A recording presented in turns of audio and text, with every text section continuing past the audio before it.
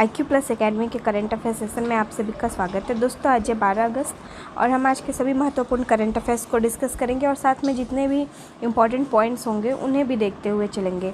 लेकिन दोस्तों अगर उससे पहले आप चैनल पर नए हैं तो प्लीज़ करके सब्सक्राइब कर लेंगे और वीडियो को एंड तक देखेंगे। अगर पसंद आए तो ज़रूर लाइक करिएगा। उससे पहले हम देख लेते हैं कल हमने क्या पढ़ा था। काकोरी ट्रेन एक्शन की वर्षगांठ मनाने के लिए किस राज्य ने रेडियो जयघोष को लॉन्च किया है? उत्तर प्रदेश के द्वारा किया गया था। उन्नति आवास ऋण किस बैंक से संबंधित है? यह पंजाब नेशनल बैंक से संबंधित है। नेशनल स्पोर्ट्स क्लाइंबिंग चैंपियनशिप की मेजबानी डैश संस्थान द्वारा की जा रही है? नेहरू पर्वतारोहण संस्थान के द्वारा की जा रही है। मिस इंडिया USA 2022 का खिताब किसने जीता है? आलिया वालवेकर ने। जैव ईंधन दिवस किस दिन मनाया जाता है? 10 अगस्त को मनाया जाता है। हाल ही में परवाज मार्केट लिंकेज स्कीम किस राज्य में शुरू किया गया है? यह जम्मू एंड कश्मीर की स्कीम है। हाल ही में किसने भारत में अमेरिका के नए महावाणिज्य दूत के रूप में कार्यभार को संभाला है? माइक हैंकी ने किया है। बर्मिंघम में 2022 का जो समापन समारोह हुआ था कॉमनवेल्थ गेम्स का, तो उसमें ध्वजवाहक कौन रहे थे? निखत जरीन और अंचत शरद कमल रहे थे। डैश ने उप सहारा अफ्रीका एसेस और मध्य अमेरिकी में मिट्टी के पोषक तत्वों को डिजिटल रूप से मैप करने के लिए किस परियोजना शुरू की है? तो दोस्तों ये FAO के द्वारा किया गया है। RBI ने विभिन्न मानदंडों का पालन न करने पर डैश शहरी सहकारी बैंकों पर जुर्माना लगाया है। 8 बैंकों पर लगाया गया है।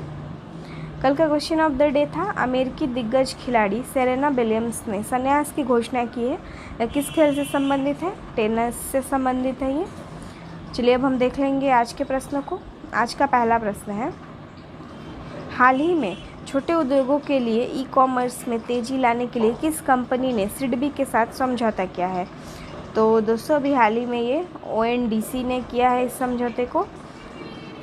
सिडबी और ONDC ने इस समझौते पर हस्ताक्षर किया है और इसके माध्यम से MSME को ONDC नेटवर्क में लाया जाएगा और ई-कॉमर्स में उनकी भागीदारी को तेज किया जाएगा। हम यहाँ पे देख लेंगे सिडबी के अध्यक्ष कौन है। तो सिडबी के अध्यक्ष हैं सुब्रमण्यम रमन और यहाँ पे MD और CEO ONDC के कौन है? टी कोसी। दोस्तों ONDC क्या होता है? यहाँ पे एक क्वेश्चन बन जाता है ONDC क्या होता है। देखिए ONDC का सबसे पहले हम यहाँ पे देख लेते हैं कि फुल फॉर्म क्या होता है। तो इसका फुल फॉर्म होता है open network for digital commerce.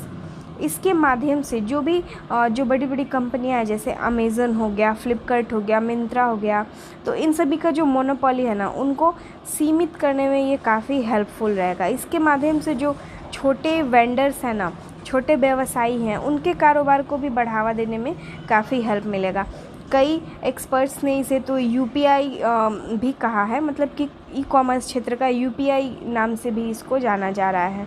और इसके माध्यम से जो भी वेंडर्स हैं, छोटे वेंडर्स हैं, उनका इंडिया में ह्यूज मार्केट तक रीच मतलब आसानी से मिल पाएगा। और इंडियन गवर्नमेंट ने अभी हाल ही में एक लक्ष्य भी रखा है 2027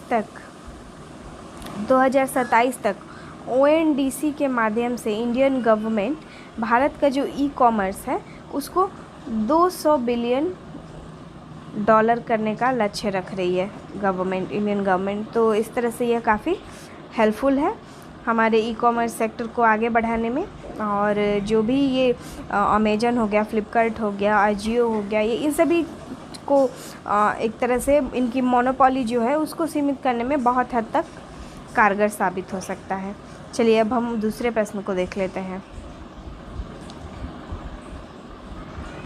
दूसरा प्रश्न है, हाल ही में जम्मू में 11 वर्षीय छात्रा सनिधि शर्मा द्वारा लिखित rusty skies and golden winds नामक एक कविता पुस्तक का विमोचन किसके द्वारा किया गया? यह डॉक्टर जितेंद्र सिंह के द्वारा इसका विमोचन किया गया है। आइए हम देखते हैं कुछ और इसके बारे में। 11 वर्षीय यह छात्रा है जिन्होंने अपनी एक पुस्तक लिखी है, उसमें इनके कविताओं का संकलन है। तो इन्हीं का विमोचन या इन्हीं को लॉन्च किया गया है जितेंद्र सिंह के द्वारा। चलिए, अगर हम यहाँ पे कोरिलेट करते हैं तो जम्मू कश्मीर से रिलेटेड कुछ करेंट अफेयर्स बनते हैं, उनको देख लेते हैं। G20 समिट का आयोजन किया जाएगा जम्मू कश्मीर में। साथ ही यहाँ पे हम देखेंगे श्रीनगर के बारे में देख लेंगे। श्रीनगर क्या है? जम्मू एंड कश्मीर की ग्रीष्मकालीन राजधानी है। तो यूनेस्को का क्रिएटिव सिटीज़ नेटवर्क है 2021 का, यूनेस्को का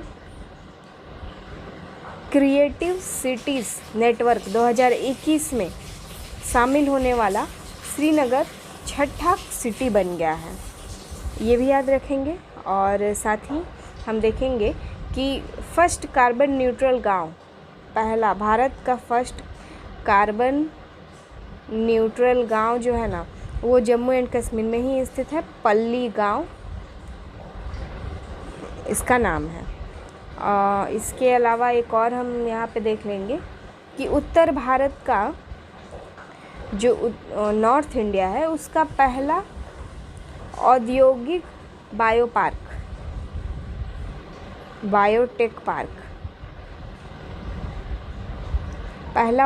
बायोटेक पार्क जम्मू कश्मीर के काठुआ में स्थित है। आप याद रखेंगे इसको भी। चलिए, अब हम आगे बढ़ते हैं अगले प्रश्न की तरफ। हाल ही में केंद्रीय मंत्री ने ई गवर्नमेंट मार्केट प्लस पोर्टल पर सहकारी समितियों की अनबोर्डिंग की शुरुआत की है। किसके द्वारा? तो हम सभी को पता है कि गृह मंत्री और सहकारिता मंत्री कौन है? अमित शाह, इन्हीं के द्वारा इसको किया गया है दोस्तों। 9 अगस्त 2022 को ई गवर्नमेंट मार्केट प्लस पोर्टल पर सहकारी समितियों की ऑनबोर्डिंग की गई है इन्हीं के द्वारा। और साथ ही में इसके माध्यम से सहकारी समिति को अन्य खरीदारों की तरह government e market plus portal के माध्यम से खरीदने की अनुमति मिल जाएगी। अब गवर्नमेंट ई मार्केट प्लस क्या होता है दोस्तों? तो यह एक ऑनलाइन मार्केटिंग का सिस्टम है जिसके माध्यम से आप घर बैठे गवर्नमेंट के साथ मार्केटिंग बिजनेस कर सकते हो, सबसे बड़ी बात होती है। और ये सहकारी क्या होता है? सहकारी का मतलब होता है ना एक साथ मिल के काम करना। सहकारिता जो होती है ना, सहकारिता का मतलब होता है एक साथ मिल के काम करना। जैसे कि मान लीजिए किसान हो गए या जो अनाज बेचने के लिए हो गए, तो सबसे इजी एग्जांपल, ये सारी चीज़ें छोड़िए, कोई एक बस्ती है, वहाँ के कुछ बच्चे हैं जिसमें एक तरह का किताब बेचने के लिए वो संगठन बनाते हैं और फिर वो बुक्स को बेचते हैं, सेल करते हैं। तो इस तरह से इसे सहकारिता कहा जाता है, यानी संगठन में आके काम करना ही सहकारिता होता है। अब आते हैं हम अगले प्रश्न की तरफ। हाल ही में किस संस्था ने अंतरिक्ष में योग करने के लिए एंटी ग्रेविटी बॉडी सूट को विकसित किया है? तो इसे किसके द्वारा किया गया है? अभी हाल ही में all India institute of medical sciences के द्वारा इसको किया गया है दोस्तों। और इसके माध्यम से अंतरिक्ष में योगा करने में मदद मिलेगी। जो ग्रेविटी के वजह से जो इंसान वहाँ पे तैरने लगता है उससे छुटकारा मिलेगा। इसके माध्यम से जो भी एंटी ग्रेविटी है ना उसको क्रिएट किया जाएगा और फिर वहाँ पे आसानी से योगा कर पाएगा इंसान। ऐसा कहा जा रहा है कि यह जो भी अंतरिक्ष यात्री हैं उनके वेट को 70% तक यहाँ बढ़ा देगा और इसके माध्यम से जो भी लेस ग्रेविटी के कारण इंसान वहाँ पे तैरने लगता है उससे छुटकारा मिलेगा। और ऐसा माना जा रहा है कि फ्यूचर में अंतरिक्ष में पर्यटन करने में भी इससे काफ़ी हेल्प मिलेगा। चलिए, अगला प्रश्न है, हाल ही में महाराष्ट्र के राज्यपाल भगत सिंह कोश्यारी ने किस शहर में 22वें भारत रंग महोत्सव का उद्घाटन किया है? तो अभी हाल ही में इसका उद्घाटन किया गया है मुंबई में।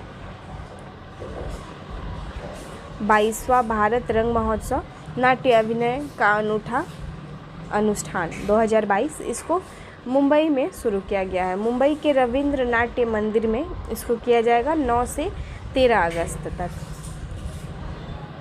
इसका आयोजन केंद्रीय संस्कृति मंत्रालय और PL देशपांडे महाराष्ट्र कला अकादमी के द्वारा संयुक्त रूप से किया जा रहा है। और भारत रंग महोत्सव में जो भी हमारे स्वतंत्रता सेनानी हैं उनके जीवन और बलिदान के बारे में उन्हीं के बलिदानों के आधार पर नाटक यहाँ पे प्रस्तुत किया जाएगा। यहाँ से हम लोग कुछ कोरिलेट कर सकते हैं, जैसे कि महाराष्ट्र से कुछ रिलेटेड करंट अफेयर्स को देख सकते हैं। तो आइए हम देख लेते हैं। सबसे पहले तो हम देखेंगे कि ऑक्सीजन सेल्फ रिलायंट स्कीम लाने वाला महाराष्ट्र पहला राज्य बन जाता है। ऑक्सीजन सेल्फ रिलायंट स्कीम लाने वाला पहला राज्य बन जाता है महाराष्ट्र। इसके अलावा यहाँ पे पहला स्टेट है महाराष्ट्र जो कि एजुकेशनल डॉक्यूमेंट्स, जो भी एजुकेशनल डॉक्यूमेंट्स है ना, उनको ब्लॉकचेन के माध्यम से जारी करने वाला, ब्लॉकचेन के माध्यम से, यहाँ पे मैं लिख देती हूँ, ब्लॉकचेन के माध्यम से जारी करने वाला पहला राज्य हो जाता है महाराष्ट्र। इसके अलावा यहाँ पे और भी कुछ है, हम देख लेते हैं। जैसे कि पहला फ्लोटिंग LNG स्टोरेज और रीगैसिफिकेशन यूनिट भी यहाँ पे बनाया गया है। चलिए अब नेक्स्ट प्रश्न देख लेंगे। हाल ही में किस राज्य सरकार द्वारा बुनकरों के लिए यहाँ पे नेथन बीमा योजना की शुरुआत की गई है? तो यह अभी हाल ही में तेलंगाना सरकार के द्वारा किया गया है। बुनकरों के लिए 5 लाख रुपए तक का बीमा कवरेज प्रदान किया जाएगा इनको, और किसानों की रथियों बीमा योजना के बराबर बढ़ाने का आदेश जारी किया गया है। बीमा का जो कवरेज होगा वो 18 वर्ष से 59 ईयर्स तक के आयु वाले बुनकरों के लिए बढ़ाया जाएगा। और तेलंगाना राज्य सरकार ने अपनी नवीनतम बजट में कपड़ा क्षेत्र के लिए 1200 करोड़ रुपए आवंटित किए थे, और 12,000 करोड़, और इसमें 300 करोड़ रुपए हथकरघा बुनकरों के लिए आवंटित किए गए हैं। अब यहाँ पे हम देख लेते हैं कुछ तेलंगाना से रिलेटेड कुछ अन्य करंट अफेयर्स को। तो उसमें सबसे पहले आ जाता है ना कि जो वैक्सीन सप्लाई है उसको ड्रोन के माध्यम से करने वाला पहला राज्य तेलंगाना बन जाता है। वैक्सीन सप्लाई को ड्रोन के माध्यम से करने वाला तेलंगाना है। इसके अलावा एक और देख लेते हैं कि सबसे highest number of ODF village ना, ODF विलेज सबसे हाईएस्ट नंबर का तेलंगाना के पास ही है, 2022 का जो हुआ था। उसके अलावा यहाँ पे एक और न्यूज़ है कि 2022 में ना तेलंगाना में सबसे लोवेस्ट अनएम्प्लॉयमेंट देखने को मिला है। तो इस तरह से ये करंट है। चलिए अब आगे देखेंगे नेक्स्ट प्रश्न को। अमेरिका में हेरिटेज हॉल ऑफ फेम में शामिल होने वाली पहली भारतीय मनोवैज्ञानिक कौन बने हैं? तो दोस्तों इसमें जो पहले भारतीय वैज्ञानिक बने हैं वो रामाधार सिंह बने हैं। आइए देखते हैं। अहमदाबाद विश्वविद्यालय के प्रोफेसर हैं ये, और इन्होंने अमेरिका की society for personality and social psychology heritage wall of fame में शामिल किया गया है। इसके साथ ही यह सम्मान पाने वाले यह भारत के एकमात्र सामाजिक मनोवैज्ञानिक बन गए हैं। सामाजिक मनोवैज्ञानिक और प्रबंधन में उनके असाधारण योगदान के लिए उन्हें SPSP के द्वारा सम्मानित किया गया है। नेक्स्ट प्रश्न है, अगस्त 2022 में 44वें शतरंज ओलंपियाड में पुरुष वर्ग में किस देश की टीम ने स्वर्ण पदक को जीता है? उज्बेकिस्तान की टीम है, उसने ही जीत रखी है। 29 जुलाई से 9 अगस्त 2022 को चेन्नई में यह संपन्न हुआ था, और भारत की B टीम ने ओपन वर्ग में कांस्य पदक जीता, जबकि A टीम महिला तीसरे स्थान पर रही थी। इसमें ओपन सेक्शन था जिसमें कि 3-1 से D गुकेश और निहाल ने हराया था और स्वर्ण पदक को जीता था। नेक्स्ट प्रश्न है, हाल ही में 2021-22 सीजन के लिए AIFF पुरुष फुटबॉलर ऑफ द ईयर किसे चुना गया है? तो इसमें सुनील छेत्री को, एक मिनट, सुनील छेत्री और मनीषा कल्याण दोनों लोगों को चूज़ किया गया है। यह मनीषा कल्याण पहली बार चूज़ की गई हैं, जबकि सुनील छेत्री को 7वीं बार इससे सम्मानित किया गया है। पहली बार इन्हें 2007 में किया गया था। यहाँ पे हम लोग देख लेते हैं 2021-22 सीजन के लिए कौन कौन से पुरस्कार हैं। तो महिला footballer of the year Manisha Kalyan को बनाया गया है, पुरुष में सुनील छेत्री।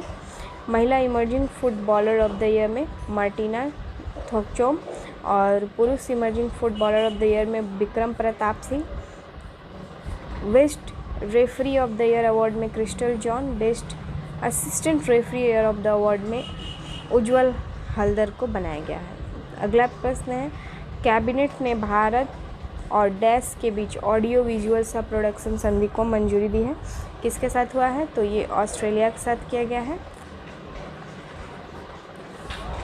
10 अगस्त को इसको किया गया था। और अगर इस समझौते के माध्यम से भारत और ऑस्ट्रेलिया का जो रिलेशन है वो स्ट्रॉन्ग करने में भी काफ़ी हेल्पफुल हो सकता है। भारत ने अब तक 15 ऑडियो विजुअल को प्रोडक्शन को हस्ताक्षर किया है।